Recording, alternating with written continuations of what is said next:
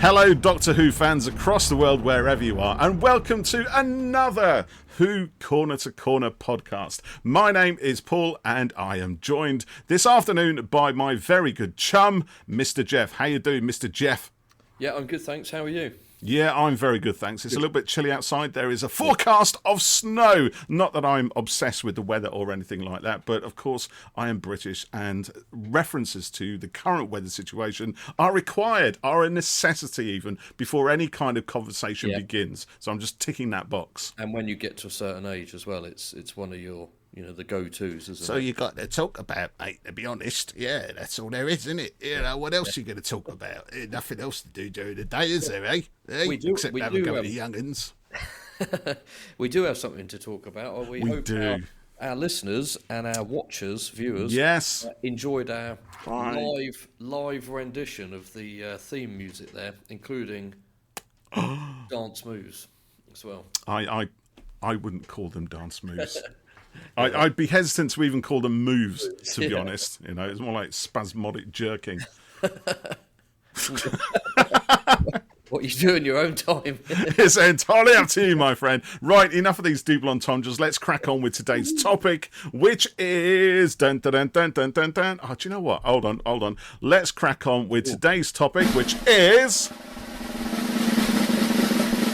the Essential 13th Doctor.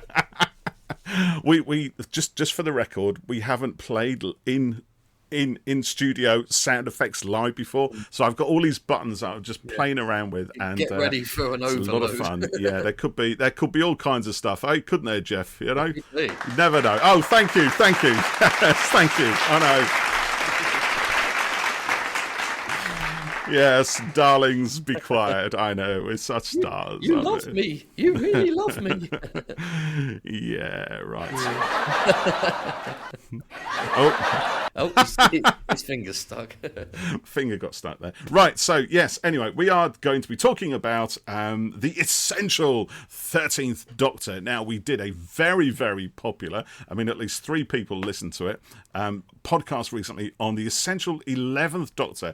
These were episodes which we felt anybody watching or anybody being introduced to the 11th Doctor would probably do pretty well by watching these episodes to get a flavour of what the 11th Doctor's era was about. And it was so popular, honestly, literally millions of people said do something else. So we thought we would do the 13th Doctor in a similar vein.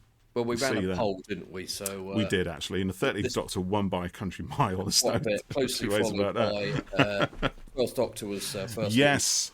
In second place. So these are, as you might have guessed by now, this is a series called Essential. Where we're going to look at our favourite episodes and perhaps books and audios and etc. for Doctors, maybe companions as well, all sorts of things. Yeah, we definitely do companions. I think we should also do villains as well. Yes. Do the Essential Master, the Essential Daleks, that kind of thing. Obviously, in a year without much new Doctor Who on the TV, we've got to fill the weeks with content. We're not scraping the barrel. But, no, not at all. We've got loads of ideas. Yeah. But on that, if you come up with any ideas, let us know. We want to keep going weekly, but we do. It's tricky, like Paul said. There's nothing on air, and we don't want to just keep doing the stuff that we've done before, or kind of. We want to mix it up a bit, don't we? Yeah, that's the thing. We don't want to reiterate what other podcasts are perhaps doing, and we try to get our guests, but sometimes we get a bit of a rush on people who said yes. Like we've had a couple of Big Finish people. We've got some good guests coming up soon, though. Yes, we do. Target novel fans should keep their. I was going to leave that for secret. Well, I've tweeted about it. Honestly, who it is though. No idea of keeping suspense. Right, on that note, let's get let's crack on, shall we? More suspense. Right, you start. What's your number 5? My number 5 13th Doctor story is without any question of a doubt, the woman who fell to Earth. If you want an idea of what the 13th Doctor is about and the style and the tone of the show and everything else, then that's the one, really, And it's unsurprising that really, because I said the same with the 11th Doctor. It was the 11th hour, the first episode of that Doctor, and it's no surprise, really. I think that should be the case. But what's quite interesting is when you compare it to like the 7th Doctor's first story, or the 6th Doctor's first story, or even the 4th Doctor's first story, or the 2nd, maybe the 3rd as well. Actually, the classic Doctors. Even things like the Christmas Invasion, perhaps, they don't really seem to typify what that Doctor becomes later on. If you're going to pick an essential 4th Doctor story, it's unlikely really that Robot, his first story, would be in the list, because it's more a 3rd Doctor story, and it's not really essential what I would call 4th Doctor. Mm-hmm. I'm labouring to make a point here. The point I guess I'm making is that with more of the recent Doctors, it seems that everything is kind of set out in the stall of that first episode. Yeah. So I think certainly here with the 13th Doctor, we've got everything. We've got heroism, we've got her compassionate nature, we've got her chaotic kind of, do this, do that, kind of almost like a magpie, shiny thing, sort of chaotic minds, way of approaching things that she's got. And of course we got the fam, we got the dynamics that are kind of played out through that episode. We got some setup with the relationships. There's hints of backstories with Ryan and his dad and his, and of course we got we've got quite a moving death as well. Yeah, with as well. Yeah, exactly. Yeah, so it's a good one, I think, and it is, as I said before in this podcast, it represents such a shift in tone. Everything's different. The Doctor's different. She's a different gender. The music's different. It's just gone. The what's his name? Murray Gold. Murray Gold's bombastic orchestral scores have vanished in place of something which is much more moody, kind of atmospheric, more in my mind like the original kind of first Doctor stories, the Daleks and what have you, where they're sort of setting a tone, a mood, and making you feel chill. So it's that's the one for me. If you're going to watch no other 13th Doctor story, make sure you watch that one. It's got everything. That's a really good choice. I thought you might pick that one, so I didn't put that on my list. I always like to be predictable. Yeah. Well, we had 11th Hour from 11th Doctor as one of his essential episodes. That was mine as well. I picked that one. Yeah. But you made a good point that, like looking back at the Christmas Invasion, the 10th Doctor spends most of the episode in bed, so he didn't really do much in it. And so it's kind of hard to get a gauge for the iteration of the character within that sort of limited screen time. Whereas in the 11th Hour, probably deep breath as well with the 12th Doctor, and this one here with 13. They're up and running literally, from the beginning. And thinking about it, it's not many shows really that kind of give you these kind of jumping on points. Is there? You might have a soft reboot on a series, on a season midway through a series or something, 4 or 5 years in, but it's still kind of carrying on all the continuity and characters and stuff. Yeah, you're right. Yeah, Doctor Who does obviously do that, but each new Doctor is a fairly sort of separate new chapter in many ways, and so these regeneration episodes are really kind of essential to kind of get in on the ground level with the Doctor. Get in on the ground level. Yeah, exactly that. So what's yours then, Geoff? Well, I'm going to neatly follow on from that with the Ghost Monument. I knew you were going to say this one. This is the second episode of the 13th Doctor's run, and The Woman Who Fell to Earth ends on a cracking cliffhanger, as you probably know. And when they're on the hunt for the TARDIS, which we haven't seen at all in the first episode, so you're sort of Chibnall left you waiting to see what the new exterior looked like, and of course, importantly, the new interior. And also, you didn't get a title sequence or theme on that first episode either. So they end up stranded on an alien planet in the Ghost Monument and get caught up in a kind of cross-planet like triathlon type thing, don't they? With a couple of people. And there's a few hints about story arcs that will come into play across the era. And then eventually reuniting with the TARDIS. And this was the episode really like that kind of it knocked my socks off really in a way, because it was the show at the time at its most epic. Filming abroad, great big kind of deserts and beaches and kind of sweeping landscapes. Yeah, crashing spaceships. Great opening sequence that's sort of like a single take on a spaceship and stuff. It's brilliantly done. Really exciting. Oh, that opening take with Jodie on the ship is phenomenal. It's so well done. Good. You get more info about the fam, and they're literally throwing straight into it, into sort of danger and action and everything.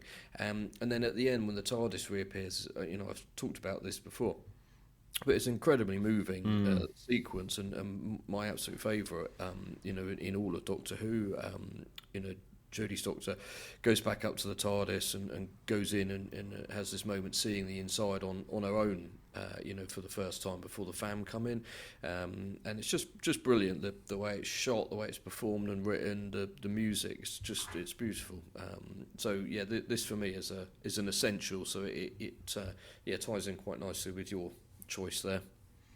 I like it, mate. Yes, that's a good one. So, so my number 4 then, in that case, is going to follow on from yours. Although not directly. Well, no, I'll tell you what, I was debating. I'm going to go for, I'm actually going to go for Demons of the Punjab. Because I want to, one thing which the 13th Doctor's era has done brilliantly is reintroduce the historicals back into the show. Now, I know we've had adventures in the past before, and this arguably is one of them. But this is I think with Rosa and Demons of the Punjab, we have two very, very grounded historical adventures, which are not, the history is not so much the backdrop.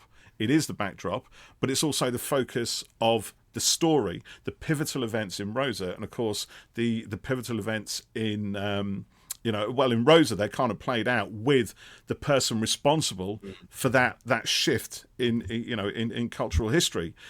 With Demons of the Punjab, you got the War of the Petition, which is happening in the background, but it directly affects the story of what happens to that small cast of characters. They're not the ones driving the War of Partition. They're not the ones changing the world. They're the people caught up in this horrific division within their culture. That is, and I think coming at this from from a sort of Western perspective, certainly from my sort of schooling, I'd never heard of the War of Partition until I was much older, and it was kind of just it might have been referenced as part of general sort of World War II era kind of history, but it was never we were never told what caused it. We were never told about the people who were caught up or the political sort of maneuverings of one part or another. We were never told about the religious part, the part that religion played in this and what the attitudes were. I think obviously when I was older, I started to read up a little bit more and watching various films which kind of gave me sort of an eye on it, but it was never something that I seemed to know anything about really. No. And I'd argue I still don't know really anything, but since watching that story, it's really kind of, it did what the historical adventures had always been tasked with doing since the very, very early Hartnell days, to kind of educate in a way. And that's what I feel this one did, by showing us a family caught up in these events. I started to understand a little bit more about it. And I actually wanted to then go on and find out more about it as well. Just because I hate having gaps in my knowledge. There are loads of them, but this is one that I genuinely wanted to know more about, partly because of the TV show, the episode itself, and it had a lot of poignancy to it as well, which I think is another hallmark of the 13th Doctor's era. The emotions to me are genuinely felt throughout. Sometimes you can kind of go along with a bit of excitement or feel a little bit sad or something, but this, I think, really, really had me kind of choking up, genuinely, because I felt for these characters. And I think also maybe there was a kind of double resonance because the first time that episode aired, it went out on Remembrance Sunday, which is kind of a nice, happy coincidence in a way. Yeah. So, it kind of reflected that whole mood of, sort of the cost of the cost to families, to lives, as they play their parts in history. You know, people who go out and fight these wars or just get caught up in them through no fault of their own, you know, and have their families torn apart by such things. And, you know, this was the first time I think that I'd really felt that kind of emotion with Doctor Who. So it's and it's a great story to my mind anyway. It's you know, the designer on it is brilliant. I think the Thajarans, I know there's a lot of discussion about whether or not they were needed. You could probably argue one way or the other, but I love the fact they were there. Yeah, again, it gave it more resonance. So that to me, I guess, would, you know, would make me choose Demons over Rosa, but it's a very, very close call for those two historicals. Yeah, it's a brilliant episode, and, you know, like exactly as you said, you know, they really brought back that historical feel to it, and by making it, you know, it told about the, you know, the historical story, but made it kind of personal and emotional at the same time, and made something that's not, it's not dry, but something, you know, that could come across as quite factual. You know, they made it, I think they made it real, you know, by that narrative on it. So my fourth choice was going to be Rosa. Is going to be Rosa, because for similar reasons, really. Yeah. You know, it was the third episode in that series 11, and I just thought, I couldn't believe how good it was in terms of its, you know, its drama, it's tackling, you know, big issues that are still relevant today, tackling a, you know, a story that people know, but perhaps don't know all the kind of details of, and the ins and outs of it, and handling it, I felt, you know, with kind of, you know, respect and, you know, grace on it, I guess, and you know, it was really quite powerful, and you know, with Ryan and Yaz in it as well, you know, they were able to kind of, and again, a bit like with Demons of the Punjab, you know, they were able to take those characters and kind of give the story character relevance, and you know, kind of bring the emotion out of it all, and bring you into it a bit more by having Yaz's Nan as part of Demons of the Punjab. It made it really personal and you know, close to her character, and also with Rosa, and also really the same with Demons of the Punjab, just an epic, you know, production. Oh, completely. Shot on board, you know, beautifully done. You know, fantastic recreations of both eras. You know, the show has never looked better in its absolutely, you know, right, in the last era. So, but yeah, and these two episodes are great proof that sci-fi can be used to tell really strong, you know, emotional and engaging stories, and relevant stories, and relevant, you know, and it's not just about spaceships or, you know, robots or whatever. You know, these are about events and about people, and you know, there is a slight sci-fi element, particularly to Rosa, which I think went in quite nicely. But you know, this, you know, sci-fi stuff can be used to tell these big and important and moving stories, and it's not just, like I said, about robots and spaceships. No, like that. Quite right. I do remember the first time Freya and I watched Rosa on the night it first aired, and, you know, I think that last 15, 20 minutes or so are among the most tense that Doctor Who has ever been, I think. You know, the whole thing with the bus and trying to get it to run on time, and, you know, which is bizarre in a way, you know, because it's not like universe shattering stakes. It's not like racing against the countdown for a bomb to explode or something like that. But it kind of is. It kind of plays on that, and but for me, that it seems to have actually much more tension because it was something that was more relatable. You know, like you said, you know, it's not just about robots and aliens and stuff like that. It's about something very real, which we know. I mean, it's the old argument of Doctor Who, isn't it? You know, does this thing have to happen? You know, well, you know, for history to play out the way we want to, which is again a great thing that we've had since the days of Doctor Who and what was it, the Aztecs, I think. You know, again, another Hartnell story where it sort of posed that question. You know, you can't change history, not one jot, or something, and yet history is changed, but it kind of isn't changed as well. It still reaches the same point in time in the right place. And of course, Graham particularly is kind of caught up in it, and you kind of see on his face, his realization that he is a guy playing now a pivotal part in this. He doesn't want to, because it goes against everything that he believes in, but he kind of has to, and it's raw. It really is. Yeah, and quite something for Doctor Who to put itself in that place, which is really a silly old sci-fi TV show. Well, when it does stuff like this, it isn't silly at all. No.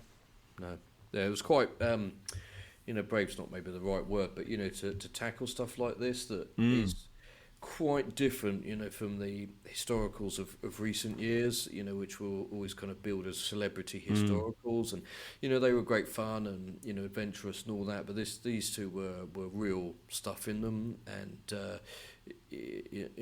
could be a bit of a shock to the system to have something that kind of powerful going in it. But that's another one of the strengths of the era. I think that it tackled stuff like this and did so well with it.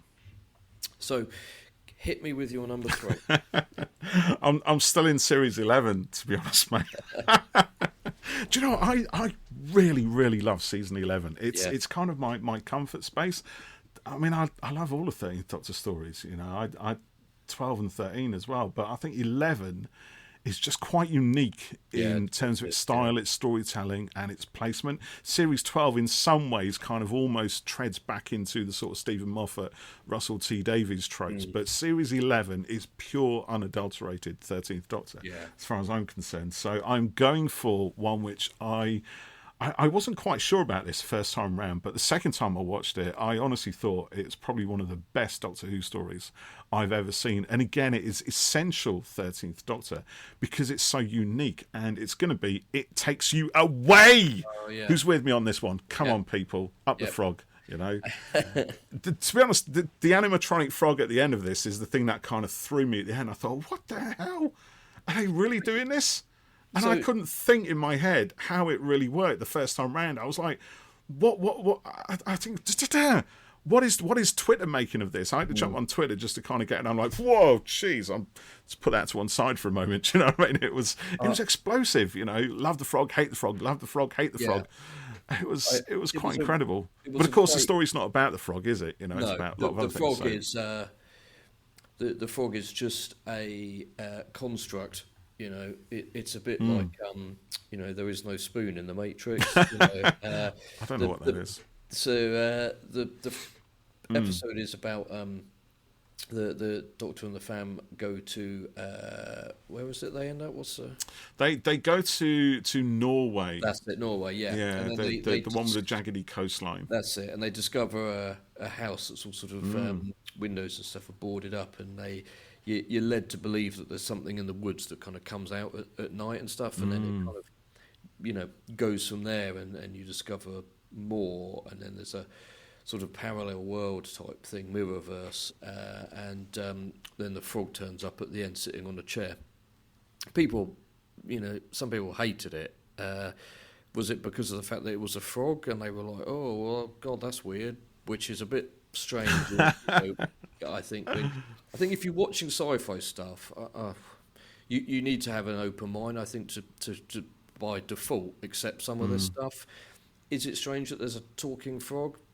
Yes. If it turned up in like EastEnders, you'd be like, what are they smoking? But for me, it's not. In many ways, it's not dissimilar to a burping bin back in Rose, or your favourite, the moon being an egg. Do you know what I mean? I know these are things that some people like, some people don't like. But it's not bad. It doesn't mean it's bad. It essentially means you don't, you haven't liked it, which is fine. But I think the reaction to it was probably a bit over the top, and it sort of seemed to build up steam. Do you know what? Yeah, I agree, and I think actually, the frog does have its place. It's got a kind of a double sort of meaning to it. Well, probably 3 or 4 different layers to it, to be honest. And this is another thing I love about Jodie's era. Not everything is on the surface. There are much deeper levels to pretty much all the stories, particularly in series 11, that reward repeated viewing, because there's things that you'll pick up on the second, third, fourth time round. I think generally with a lot of the earlier stories in Doctor Who, you can probably get them after one or two views, and there's not much else really apart from just enjoying the moment over and over again, which is fine, and I love that as much as anything. But what I love more perhaps is actually watching a story, getting something out of it, watching it again, getting something more out of it, and then again and again and again, up to like 4 or 5 times. It's like, my goodness, I didn't realise that. Whether it's something in the story, whether it's something in the dialogue, whether it's something in its kind of allegorical, sort of metaphorical structure as well, and loads and loads of different layers. And I just love that. So the frog in itself, obviously, it kind of stems out of it's Grace's totem almost, isn't it? Yeah, that's it. It's the thing. She's always loved frogs, which we see actually in the first story, The Woman Who Fell at Work. If you look carefully, there's a few little froggy things sort of around the place, and right, that's only quite small, but nonetheless, it's there. It's not suddenly introduced in this story. It's considered through from way back. So it has that resonance, and of course that kind of sort of adds in a way to the grief that Graham is still going through at that point. It's he's kind of thrown himself into the adventures in the TARDIS with something kind of abandoned almost. It's almost like he just finished delivering the speech at Grace's funeral and joins the rest of the fam on his adventures through space and time. But throughout all of that, he's still trying to deal with his loss, and that is kind of bubbling through the stories up to this point. But when it comes to It Takes You Away, suddenly his grief comes right to the surface. So there's that story going on, and then you've also got the whole thing, like you said, of the mirror universe and the power of this universe to kind of entice people away, particularly people who are vulnerable, who are experiencing this sort of grief, which in a way also marries what that universe, which is a conscious universe itself, is actually feeling. It's feeling a loss as well, right? It's being exercised from the rest of the universe. And okay, you have to kind of go along with some really wild stuff here, but actually a lot of that stuff is also present in a lot of Scandinavian fiction. A lot of fairy tales and the trolls of the mountains and all the dark places of the forest. Ideas and tropes which this story pulls from have been present within that sort of fiction for years, and I love the way it kind of pulls that element out of it. Also pulls out of things like the whole Scandi thriller fiction genre as well, right? Which it pulls out in terms of visuals with the house, the log cabin in the woods, and the kind of weirdness, the monsters that might be lurking in the woods. There is so much going on, and then you even have the idea of the interzone, or I can't remember quite what they pull it, the interdimensional or something like that. And what's the guy called? Ribbons, isn't it? Yeah. Which it was a kind of weird sort of, again, a fairy tale troll-like character, who guards this kind of in-between zone with those ridiculous moths. And moths, my friend, are the one creature that I have a massive, massive phobia for. My wife, snakes. Right? Really? She can't even look at a snake. With me, it's the same with moths. Right. They genuinely put the fear into me. There's nothing else I get frightened of, but moths, I can't. If I have one in the room, mate, I can't be in the same room. I really can't. Thinking about it and talking about it and seeing those big bastards floating around in them light balloons, no, take it somewhere else. So it generally had a fear to it as well. Plus, another great thing about, and I haven't even started on the whole psychology of it, right? But it's because there is a massive, massive rich vein to kind of tap from. But the Jodie's performance in this is astonishing, absolutely astonishingly good. Because not only does she rattle off some techno babble at energy levels that are unprecedented, she switches between that and also the emotional part of it. The fact that here's a doctor who is actually willing to give up everything to be friends with this universe, to give it some kind of companionship. That's a sort of compassion that we might have seen glimpses of in the past, but here it really comes to the forefront. Because the frog, the solid tract kind of manifests as an important, persona. Oh yes, back to the frog. Yeah. Got to go back to the frog, and because there was, I wonder sometimes if people kind of they headcanon stuff, and then there's a sort of disappointment because there was talk of, I thought it might have been River or Susan or something like that, sitting on the chair, and could it have been more, less bonkers and perhaps a bit more related to the Doctor if it was a past companion or something? Yeah, perhaps, but I don't think it matters that it's that thing there of, the solid track, like you said, is this sort of, it's like a child in a way, and it's not about the Doctor really, is it? No, it's about Grace. Grace is the person who comes back from the dead, who the universe kind of manifests to give itself a voice. Yeah. When at that point it uses Graham's grief, not the Doctor's. The Doctor gives, promises to give her everything that the universe needs at the end, and yet it still kind of manifests as Grace's favourite thing, which I think is, it's quite important. It's not about the Doctor. It's about a very human kind of emotion, I think, in a way, and that frog just sort of links into that in a way through Grace, not through the Doctor, even though this is Doctor Who. It links it through Grace because she's us. Grace is us, really. Graham is us. Ryan is us. Yes, these are the mouthpieces of the viewers, of us watching the show, right? It's always been the case that the companion is the gateway into the Doctor's wild and wacky universe, and I think this story really kind of pulls into that in a way that no other story has done before, with a kind of depth and honesty and an integrity to its emotional content. Actually, like most of other, season 11 stuff tends to, but wrapped up in all this Scandi stuff, and it's an astonishing story. It's completely unique. It might not be, thinking about it, actually, it might not be the essential, because if you didn't watch this, it wouldn't really matter. But actually, you'd be losing a sort of texture. That is part of the 13th Doctor's tapestry, I think. I don't think essential necessarily has to be ones that you're going to miss out on the story of. We make our own criteria up as we go along, Geoff, frankly. We do. Yeah. So, well, saying that, my next choice, my 3, is sort of an essential one. So this is, I'm going to go Spyfall Parts 1 and 2. Oh, brilliant. Because, again, this is the show kind of firing on all cylinders. It was massive, international locations, crashing airplanes, alien worlds, Australia, all sorts of stuff. But this is where we get the Master back.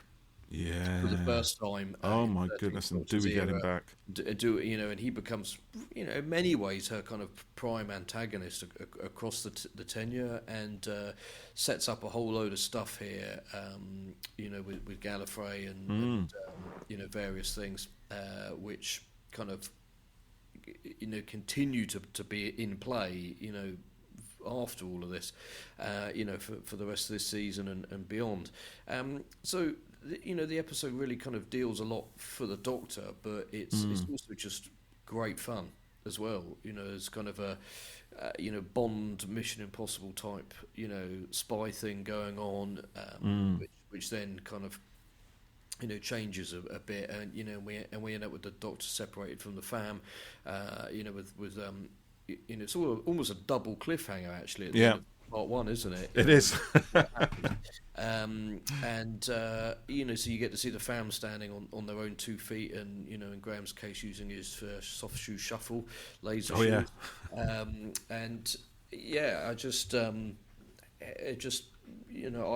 quite like filmmaking, TV making, when they kind of go all out, and this really was it. Pulling out all the stops to do something big. It's epic again, isn't it? Whereas Series 11 is kind of, it's quite intimate. It is. Well, I was just thinking there about it takes you away. It almost entirely takes place within the house and its grounds. You get the what do they call it? The antiverse or something? It's like the sort of space between dimensions, isn't it? In that fabric between them. So that you get that kind of rocky, tunnely, type stuff. But a lot of it is it's very intimate. But then on like Demons of the Punjab, it's being painted on massive canvas. It is, but I mean, by intimate, I mean like the drama is No, quite no, I know, tight, but isn't yeah, it? It's, you're right. Yeah, it's just about that family, and all this stuff, happening to them, and like Rosa, it comes down to the action of sitting or standing on a bus and changing everything. Yeah. With that, which then has obviously massive wider implications around that. So yeah, Spyfall, you just talked very eloquently about it takes you away there and its depth and stuff. I can't really do that about Spyfall because, but it has got one of my favourite pieces of music in. Oh, it's good.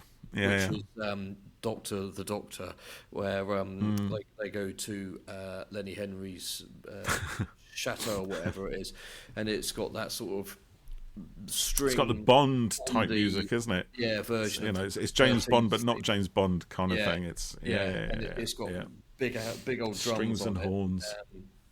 And then you get like a motorbike chase and stuff, and but the shocks of it, when you discover that who we thought from the MI5 whatever it is, it's actually the master, and he's the spy master. And Sacha Dhawan is really nice and amiable, but up to that point, and then he just turns on the dime, and he's he does a raging kind of maniac with this streak of sort of wild fun in him at the same time, but he's jealous and he's angry and all this sort of stuff as well. And the Doctor, like Jodie's performance in that bit, like she just can't kind of believe it, and like, oh my god, he's back.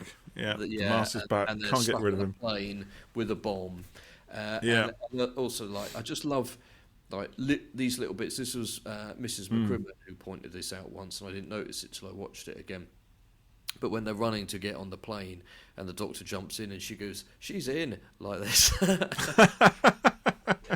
And it's so silly. And also, Yaz gets quite a lot to go through because she goes to that other dimension as well. There's quite a lot of sort of parallel world stuff in this, which kind of came into play a bit more kind of big time in Flux. But she gets taken to this space, and which is she just feels lost and hopeless and things. And the Doctor is worried when she goes there, but it's sort of, there's an implication she's talking to the other Doctors in her head as well at that point, which it was always something that quite interested me. Like, and there was, is it in her time or somewhere else, the talk of like multiple brains, and I sort of thought, wonder if they were alluding to the others still being interesting. Yeah, it could have been layering that thing out. Yeah, I thought of that. But the Doctor, gets trapped and she gets herself out of it by a bit of fortuitous stuff, but you knew that she would be determined and would do it one way or another. And then when Yaz gets put there, it really kind of shakes her and wrecks her, doesn't it? And I think Yaz in Flux would have handled it very differently to the way Yaz did there. You could see that kind of confidence growth across there. So I'm going to go with Spyfall 1 and 2. It's a good one. I like it. Joe, one of the things I remember about Spyfall is getting really excited by the fact that the Vord might be back in Doctor Who, because what's it? It was Vord. Daniel Barton, Lenny Henry's character. It was called Vord. The search engine was called Vore. Was it Vore Enterprise or something like that? And of course, the Kasabian in that sort of bright white silhouette could easily have looked like the Vord from the old Hartnell story, The Keys of Marinus. And also, I like that people thought that was CG, and it was probably enhanced to an extent, but it was guys in. It was mostly in shot, wasn't it? Yeah, lit up suits. Which was really cool. Yeah, which is another thing I like about this era as well. Actually, a lot of the effects there is a lot of CG, but there's a lot of practical effects as well, which seem to give a bit of immediacy to proceedings, to the actors. They're giving something to kind of react with. I think. Definitely.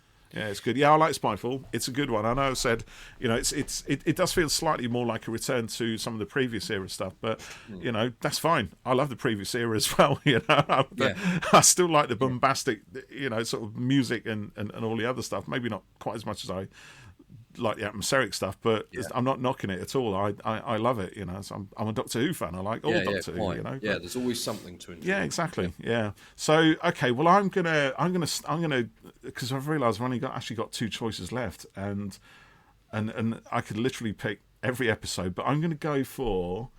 Oh yes, I am. I'm gonna go for The Haunting of Villa Diodati. Oh yeah. And because I want to leave you space, because I'll get a feeling I would have picked the one which you're going to go for next, which I don't know what it is at the moment, but I wonder if it might be what I was going to go for. But I'm thinking this one, actually, The Haunting of Villa Diodati, which is another. Ooh, is it? I think it is kind of unique in a way. The Doctor goes, or she promises the fam that they are gonna go and sit in on that infamous night when Byron and Mary Shelley and Percy Bysshe Shelley were all gathered around on a dark and stormy night locked themselves in a villa and promised to tell each other ghost stories, one of which would become the cultural landmark that is the novel Frankenstein, right? So that is pure grounds for Doctor Who, and we do get that. We get a dark and stormy night. We get a very nice kind of mansion villa type thing, for the well-to-dos. And but what plays out is beyond anything that I'd expected. It's very easy to think, oh yes, Doctor Who can do Frankenstein, and of course Doctor Who, we've had the Brain of Morbius, which has been a total pastiche rip-off of the kind of Hammer House Frankenstein thing. But this is more than just that. This is a lot more. There's a lot more going on than just the Frankenstein is almost like that's the thing that opens the door.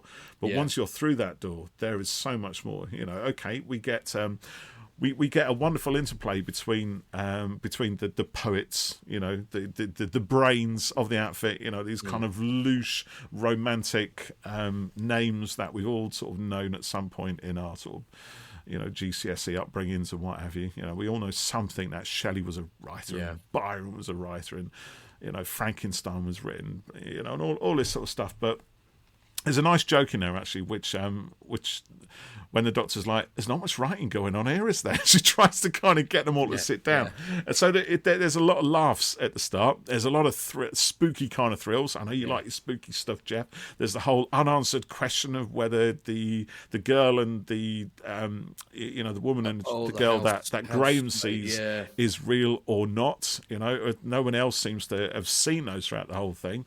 And we get some creepy kind of hands going around a place. We get a kind of play on spatial geometry where it's almost Castrovalva-like, where people are running upstairs only to be running back upstairs, or at the top of the stairs, run down only to reappear at the top of the landing. And there's that whole thing with the geometry of the house. And then, of course, when things get really dark is when Ashad sort of comes into things. The lone Cyberman who has been warned, who Captain Jack warned the Doctor's crew against, and then as if things couldn't get darker, they really do. They take such a dark turn when he kind of shows up and starts doing his thing.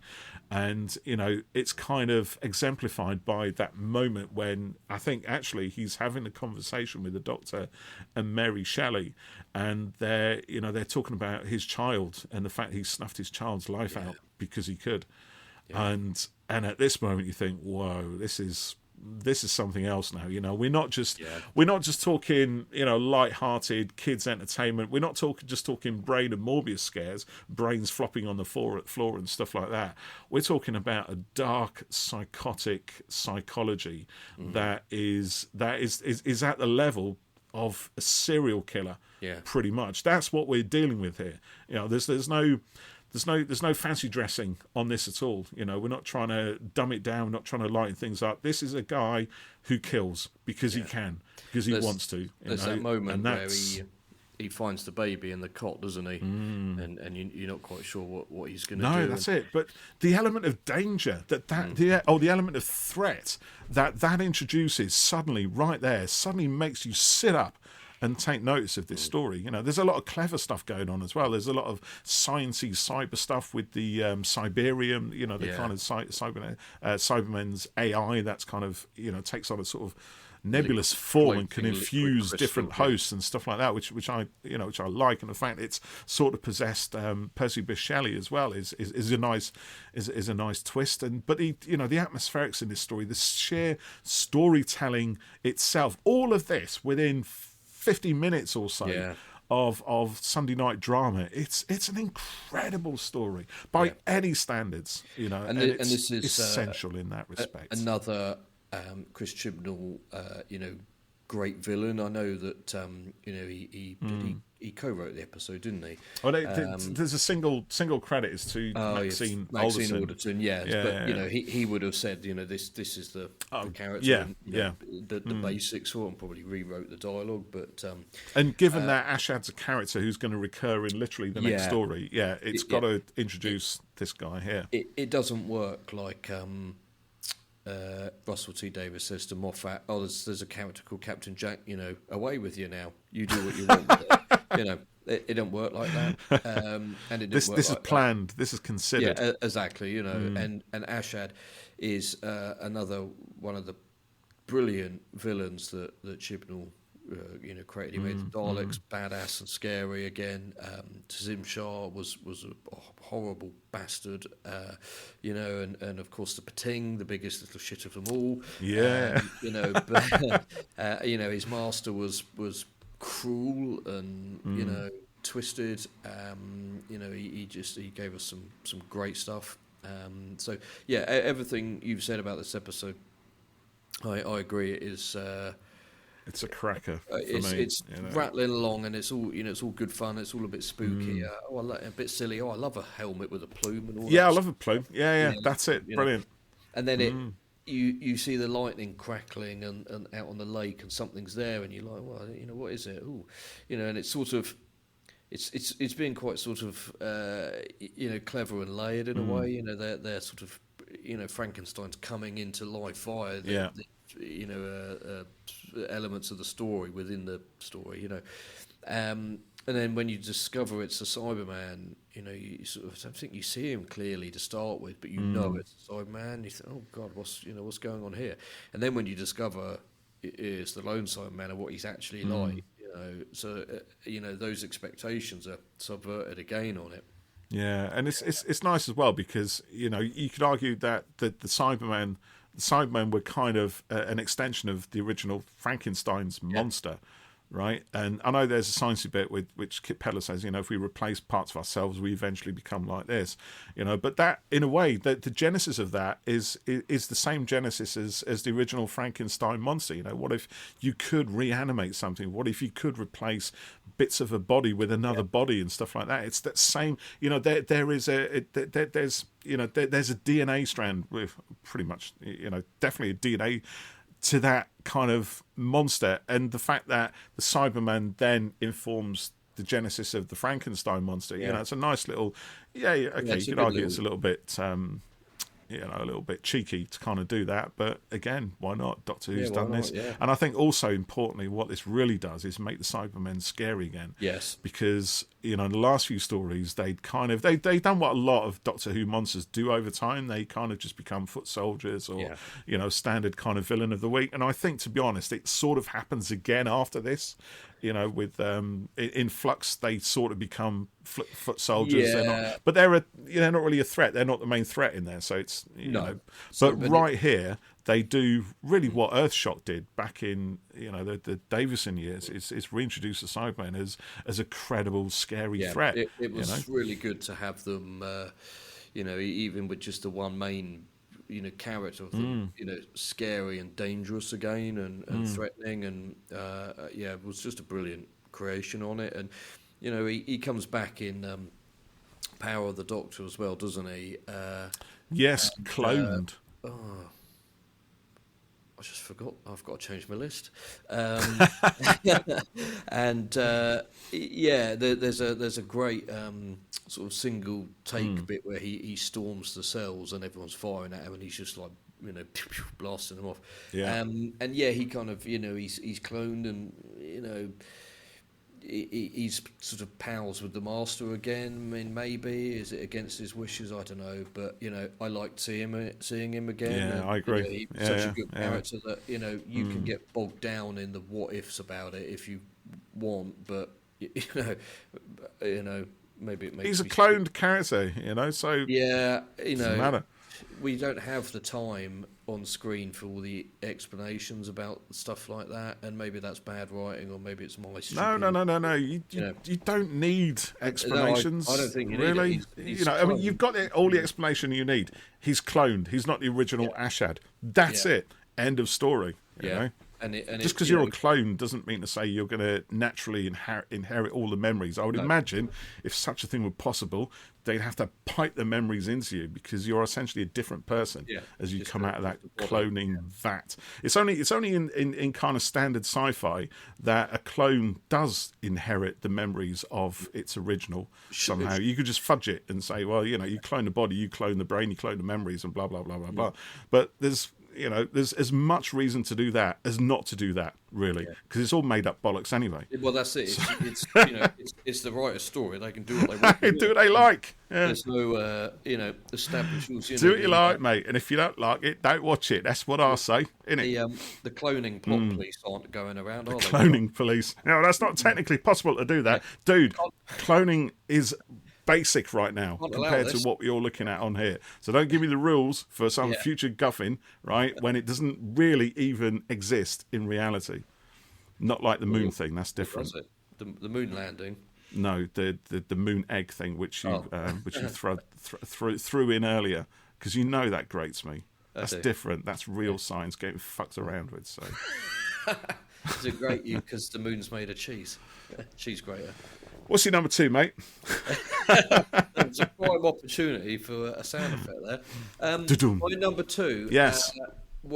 It's gone off pissed now. I'm going to go with Flux here because it is one episode. Oh, you're doing all of Flux. My rules. Because it cliffhangers from one to another. So why Flux, you might say? Why Flux, I'm saying, Geoff? Come on, tell me. Because it's being awesome. Because there's a number of reasons, really. I haven't got a beep noise on here. No, I wasn't sure good. So the first reason is narratively, and the second is production reasons. So narratively, this is the show at, I know we keep saying it epic here today, but this is the show at its biggest scale ever. Most epic, I think. It really is. Yeah. It was hopping from time spans, planets, universes.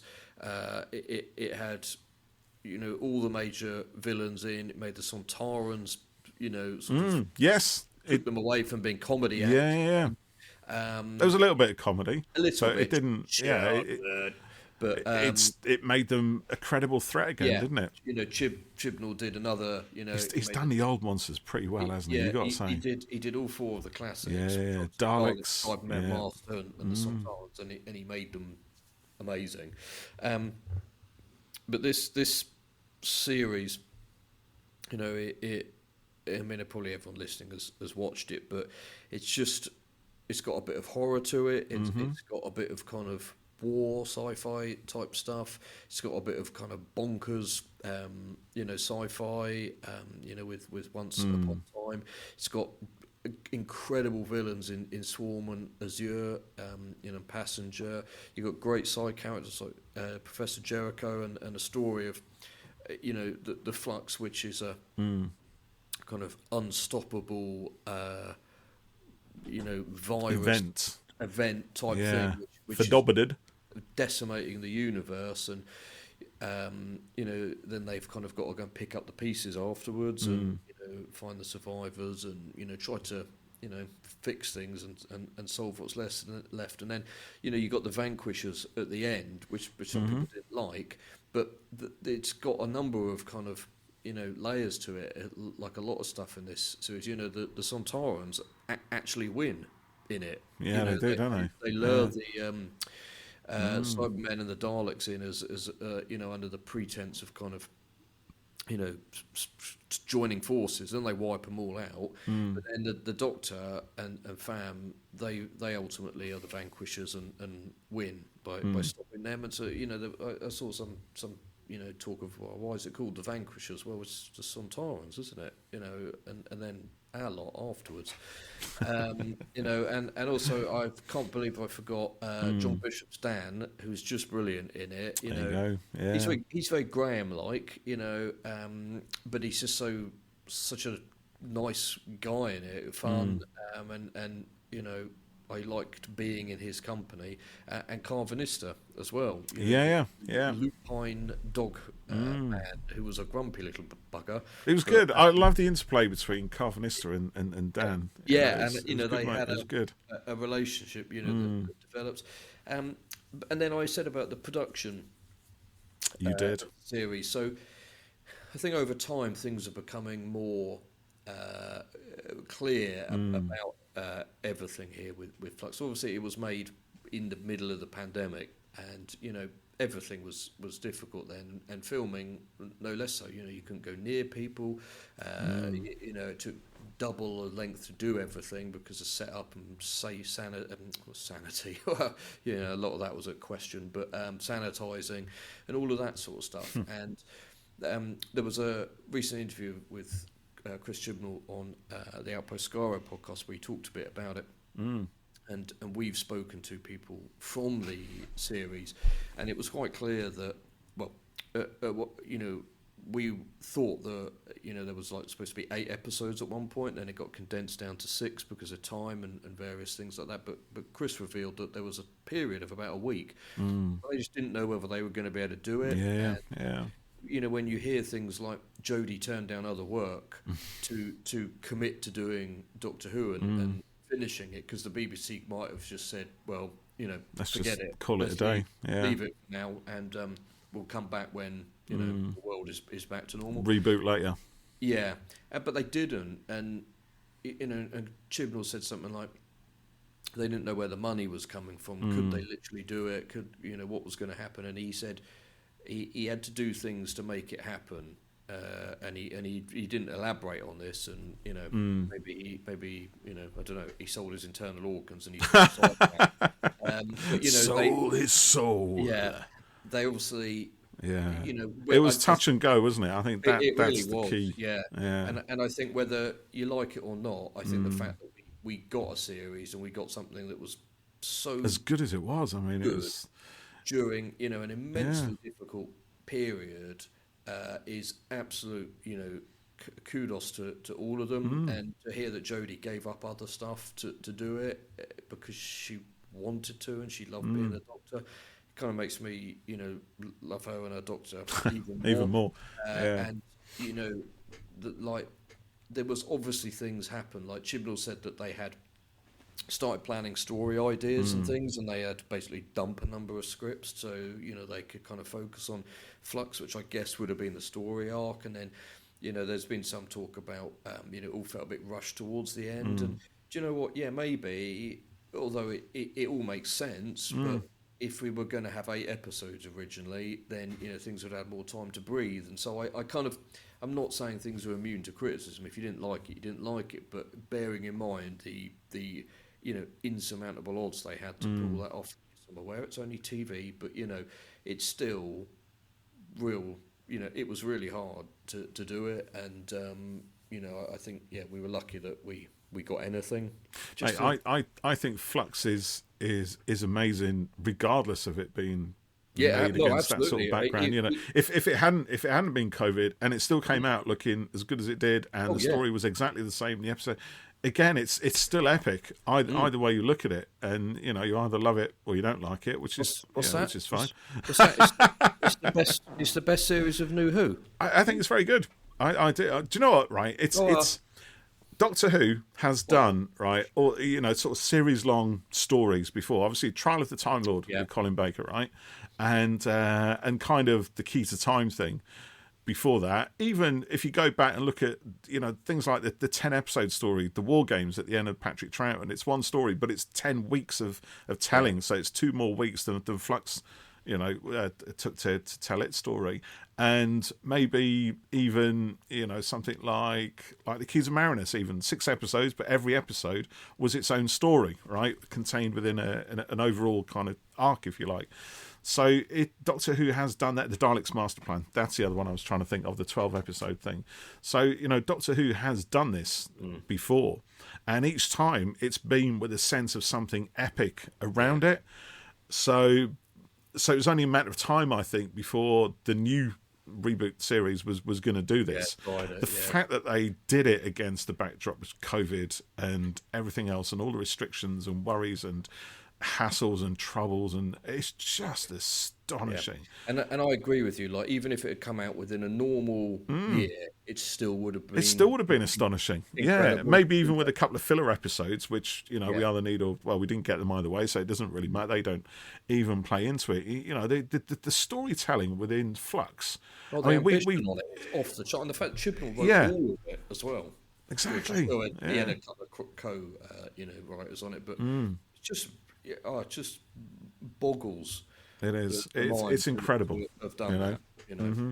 Yeah, and for it to look as good as it does as well. It looks amazing. Yeah. Was it DNEG working on most of the CGI for that? And those vistas with the Centauran spaceships in the docks and all of that stuff is the armies crashing on the plains of Crimea, the space station in orbit against the Grand Serpent space station above that planet.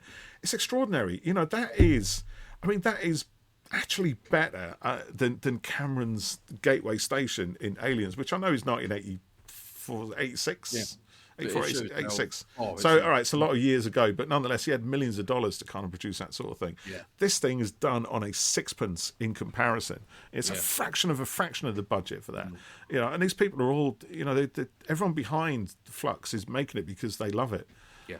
As all the stories are kind of playing out, all the people we've interviewed, Pete Levy, Ajay Salim, John Mathers, Kevin, that's even more. McNally, it's even more apparent that they loved it because they really could have just gone, sod it, face this headache. It's too risky. I don't want to catch the plague or anything like that.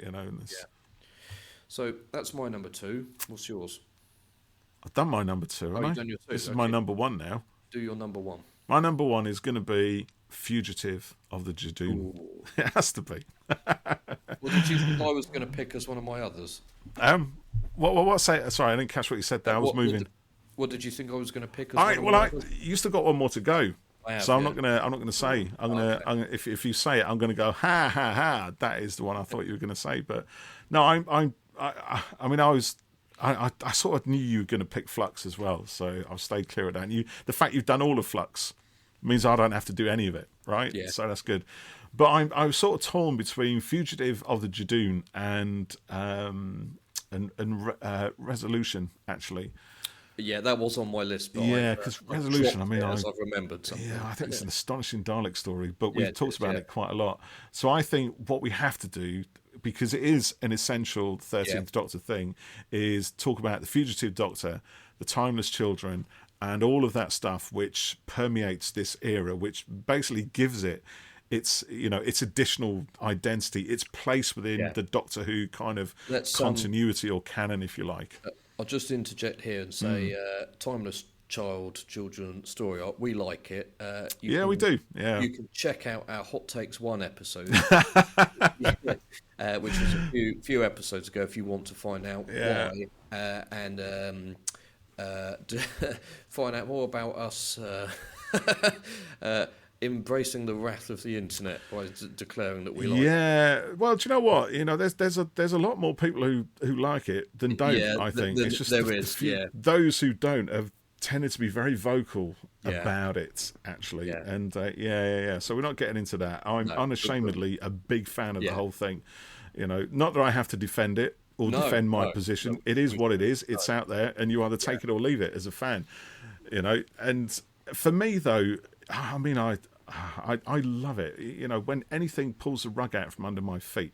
You know, I love Doctor Who. I always have done. You know, it's part of my growing up. As I said, it's part of my teenage years, my early 20s, and, you know, going to university and even getting married. You know, my mother-in-law was worried that I was going to cosplay as some Doctor Who character. Really? Down the aisle. We got married within a stone's throw of a Doctor Who exhibition, which kind of added to the tension she was feeling. And, you know, it's always been there. You know, it's been there when my children were born, you know, when they've been ill, when they've been well, all those things. It's been my comfort and my go-to throughout all of that, you know, and I love it dearly. But when it changes, you know, when it pulls the rug out, when it upsets things that I think I know about my program, when it actually throws up into the air all those elements that have been the kind of foundation of its landscape, you know, the sort of landmarks within that landscape, and it just obliterates them or picks them up and replaces them or lifts the veil and shows me that there's more beyond it. I love all that. I really do. You know, it's because it gives me more to love, right? More to get into. And I kid you not, I mean, again, this is Freya and I, my daughter and I, watching Fugitive of the Judoon. And I know I've said it before on the podcast, but, you know, here we're talking about it specifically, I think probably for the first time, right? Here you have a story that we know the Judoon are coming back, right? Great monster from the Russell T Davies era. And I love them then. The big space rhinos, they're coming back. There's new animatronics. They're bigger, they're bulkier, they got more movement. They got the Boco thing going back on, which is they got their big marker pens. And of course we get the whole Fugitive Doctor thing, which, you know, is great. It's one of those episodes where, again, you rewatch it and you see these little clues around, like, you know, the mirror that Ruth looks in right at the start with their sort of TARDIS hexagon shape, and again, it just opens up so much more of the Gallifrey story. The thing about the division and these agents that are hunting somebody down. You know, obviously it turns out to be the Fugitive Doctor, and of course that iconic moment where they all, you know, Ruth and the Doctor get to the lighthouse. Ruth opens the chameleon thing, you know, in the break glass here kind of thing, and the Doctor's following some calling in her head, scrabbles around in the dirt, and finds the TARDIS with police box. And you think, what? How is this even? How am I even watching this? Why is it here? Wow. You know, it was astonishing. And it just, you know, kind of like, in a way, I don't know if you've seen the Silver Nemesis, which is the 25th anniversary story, kind of did a similar thing. I mean, for me, it's not a great story until literally like the last episode, or the last part of the last episode, where suddenly the Doctor's, what we know about the Doctor is thrown into question. You know, we think the Doctor's a Time Lord. You know, we think we know who they are, but suddenly we don't anymore. You know, we find out that in this one, particularly Fugitive of the Judoon, there are other regenerations that the Doctor doesn't remember. And of course, you know, it plays out a little bit more throughout future episodes in this story. But again, it's, you know, it's. I mean, I love it. You know, it just reminds me how kind of made up everything is, really, in this, right? Because it is entirely down to whoever is producing the show, right, to either add or not to add to the whole canon of anything. There's no kind of... There's no Bible, is there? You know? No, there's no Bible. You know, there's... When something's added to it, it kind of becomes part of the Bible. But, you know, someone can just retcon it if they want to. Well, they can do. But you see, I don't think this does, because I think this pulls in stuff that's actually, in a way, kind of answers stuff from... I mean, obviously, you know, there's the whole Morbius Doctor thing, all those regenerations that, you know, that we saw on the big mind-bending game screen between Morbius and the Doctor. Yeah. And, you know, is there reference to any previously? Well, we don't know, really. You know, the first Doctor might not have been the first Doctor, or there might have been regenerations between. We got the whole thing about, you know, was it Series 6B, you know, when Patrick Troughton was an agent of the Time Lords, and which actually the Troughton Big Finish the Second Doctor Adventures Big Finish takes advantage of. So there are spaces that you can pull that stuff out, and it does make me laugh when I see people saying, well, the Doctor can only regenerate 13 times and blah blah blah blah blah, but actually a lot of that comes down to stuff that was laid down in the Deadly Assassin, a Fourth Doctor story, right? The first time we ever saw Gallifrey, and where a lot of those rules were established. And I'm using the quotation fingers because I was watching it recently, and a lot of the knowledge that comes through that, if you like, is imparted to the Doctor, right, by this old crusty called Engin, right? He's a coordinator for the Matrix, the big data bank, with all the Time Lord experiences and everything else, right? But there's a bunch of stuff that the Doctor refutes, right? Engin, for example, says, right, nobody can enter the Matrix, right? Well, of course, the Master's done it already because he's already in there, right? And the Doctor then goes in to do it. And there's a lot of things there that Engin says is impossible. A Time Lord can only regenerate so many times, right? But already we've had, we've had a lot of stuff discredited. So it's not that, this is absolutely unbreakable truth, that a Time Lord can only regenerate so many times, that blah, blah, blah, blah, blah, blah, blah, and all the rest of it, right? This is stuff that actually the only reason we know about it is because it was told to the Doctor by an old geezer who actually has already had certain things proved wrong, right? Through his interaction with the Doctor. So, and again, it's Robert Holmes being really playful, I think, with the Deadly Assassin. There's another showrunner at the time who decided that he's going to sort of shake things up a little bit and actually show us the Doctor's home planet and use it in a kind of satirical way as well, to kind of, have a little poke at those old institutions that don't move, that don't change, that are forever decaying because they hold up these pillars of their authority almost, and give them grandiose names, the sash of Rassilon, the key of Rassilon, and blah blah blah, and all this, and I love all that. The fact Time Lord society is built up on myth after myth after myth until actually, in the modern era, we don't know what's true anymore, really, but by hanging on to those old things, right, just it's not, that isn't necessarily a truth. So what it takes is a story like this to basically knock all that stuff down, right, throw it all out in the open and say, actually, the Doctor's history is a lot deeper and a lot more mysterious than we think, which again throws the whole Who back into Doctor Who. So I love all that stuff. That's it. That's me done. I've done it right there. Yeah, which was brilliant, I think. Yeah. Okay. Well, I'm going to throw out my number one most essential. Go on in. What is it, Geoff? Which is, ironic really in a way, because you have to have really watched the rest of it before it. It's going to be probably in a shock to no one, The Power of the Doctor. Yes! Which was Jodie Whittaker's final episode as the Doctor. It is superb. But yeah, you probably, if you just watch this episode, you'd be like, I don't understand what's going on. So you kind of do need to have watched the rest of her era for it. I'm not going to talk too much about it because we did a whole episode reviewing it and we talked about it more since then. But just it just kind of did everying. It's got everything. Yeah, exactly. Thrilling kind of space train sequence thing. Some Cybermen were back, and the Master's back, some classic companions, and we get Graham back again, and past Doctor's return. It was a brilliant tribute to classic Who. Jodie was on absolute fire in it, and it had a beautiful kind of regeneration scene that was just perfect for her Doctor. It was positive and optimistic, and despite kind of not wanting to wanting more time and wanting to be with Yaz and them kind of confessing their feelings for each other and stuff, and knowing that they couldn't, it just wasn't possible to be together, and that was kind of ripped from them. But as we know, the Doctor is ageless, and people, humans vanish in the blink of an eye, really, for a Time Lord.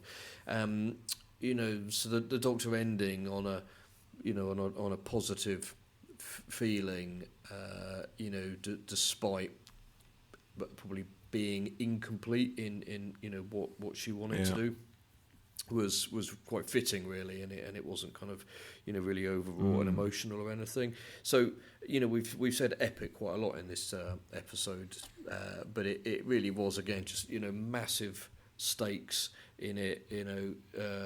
All the locations that it went to, and the they just pulled out all the stops for it, and it was just it was fantastic. It was just a brilliant end for us. So yeah, that's going to be mine. So I think between us, we've done quite a good job of covering I think so. Episodes that are fun and episodes that are really kind of essential bits of plot. 10 episodes between us, 5 each. Arc.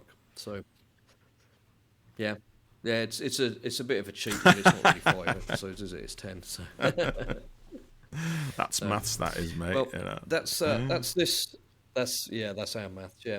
So that's this essential Doctor episode done. So we'll run another poll, or maybe we'll just go. We'll do 12th Doctor next at some point soon, because he was second place in the poll, we should do that. Him.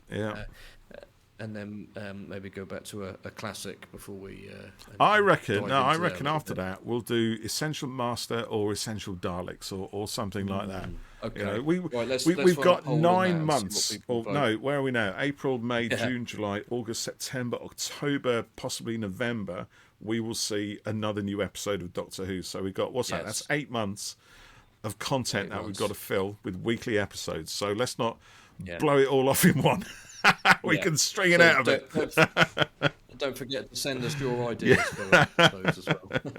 But of course, we'll be looking at target books and big finishes and grabbing more guests through the year as well, and talking to more fans. So we've got a lot of plans. We're not going to run dry anytime soon, that's for sure. No, not at all. All right.